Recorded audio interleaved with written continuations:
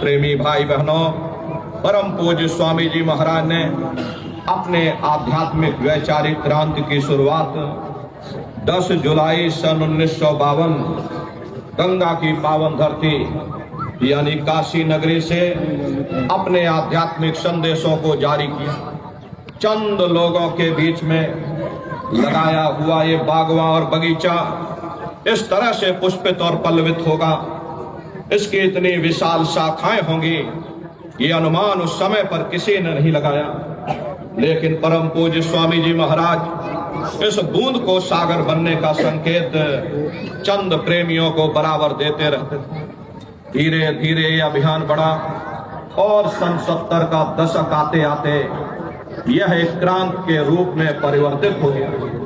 ऐसी क्रांति जो शुद्ध रूप से आध्यात्मिक वैचारिक क्रांति थी, जिसमें हिंसा और हत्या का कोई स्थान नहीं था, लेकिन निश्चय ही ये मानव मस्तिष्क को हिला देने वाली क्रांति थी। बड़े बड़े लोग जो भौतिकता की अंधी दौड़ में भटक रहे थे, जिनके दिलो दिमाग में आध्यात्मवाद एक खोखला विषय बन चुका था, जिन्होंने धर्म से मुख मोड़ लिया था, ऐसे भूले भटके मानव समाज के मन मस्तिष्क में सन 70 का दशक आते आते एक आध्यात्मिक क्रांति हिलोर लेने लगी।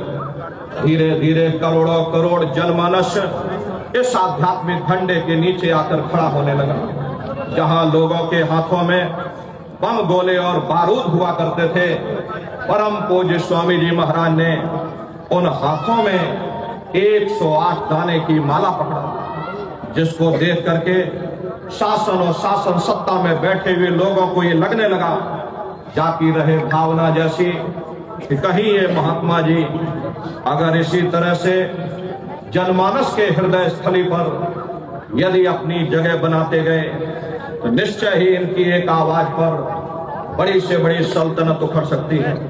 दुनिया के लोभी लालची लोग इस चीज को कभी बर्दाश्त नहीं कर सकते। उन्होंने सोचने का निर्णय लिया, नाना प्रकार के षड्यंत्र रचने लगे।